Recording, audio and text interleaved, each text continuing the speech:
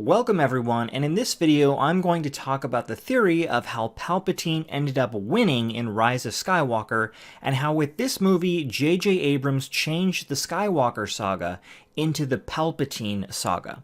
There will be spoilers for Rise of Skywalker in this video, so if you haven't seen the movie yet, be warned. Alright, so starting out, overall, I was not really a fan of this final movie of the supposed Skywalker saga. It really felt like two movies in one, and that it was trying to correct a lot of what The Last Jedi had done. By bringing Palpatine back, and not just bringing him back, but his dialogue at the end of the movie, I feel it permanently alters what came before it, and I don't feel that J.J. Abrams and Lucasfilm really understand the can of worms they opened. So towards the end of the film, Rey makes it to Exegol and finds Palpatine alive, so to speak. He's attached to that mechanical arm, somewhat undead as it seems. Palpatine tells Rey that he is all the Sith and he wants her to strike him down. And in doing so, he and all the Sith will transfer into her and she will rule the galaxy as Empress Palpatine, since she is his granddaughter. Now, J.J. Abrams likes to write things that, if you really think about them, don't make a lot of sense. Because Rey initially doesn't want to kill him, she doesn't want to rule or be a Sith, but then Ben Solo shows up and Palpatine realizes they are a dyad in the Force. He drains them of their energy and becomes whole again. He then uses his rejuvenated power to send Ben down a cliff and then attacks Rey with Force lightning. Rey deflects it back at him, and instead of Palpatine just, stopping using Force lightning, he keeps using it and gets incinerated with his own lightning reflected back at him. Now, there are several problems with this scene.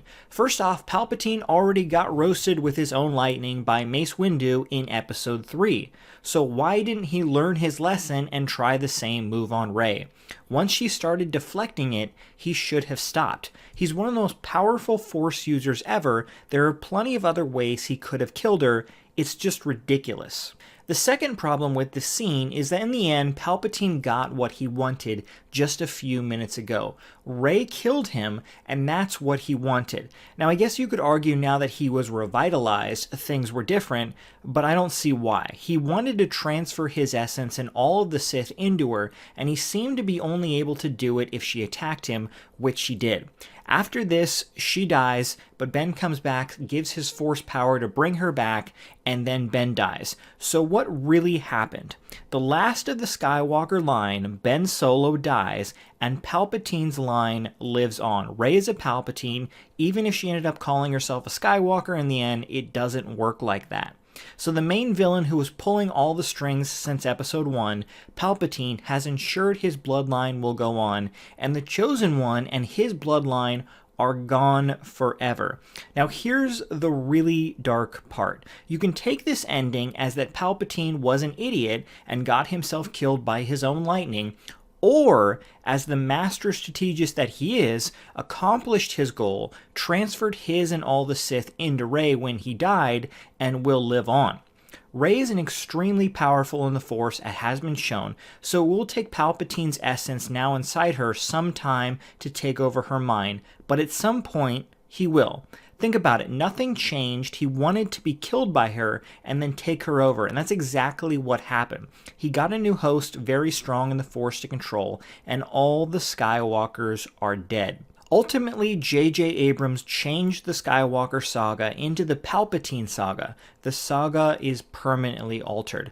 Now, do I think that when J.J. and his team wrote the movie, that's the secret dark plot they planned, that Palpatine is now inside of Rey, twisting her mind and gaining control? No, I don't. But it makes the movie much more interesting, in my opinion, if that was the case. Even if Palpatine isn't inside Rey, twisting her to his will, the fact that remains, every Last Jedi has died, and Palpatine's bloodline continues. Rey can say she's a Skywalker all she wants, but she's not. And if Palpatine isn't inside her mind, who's to say he can't be resurrected again?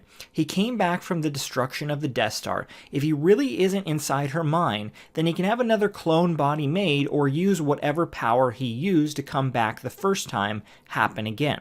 Ultimately, I think bringing him back was a mistake. He ultimately won and defeated the Skywalkers for good. Anyway, let me know what you think about this theory. Personally, giving a dark twist and that he is inside Rey twisting her mind makes it a much more interesting ending than what we got, in my opinion. But I'd love to hear what you think down in the comment section. Thanks for watching, everyone, and have a great day.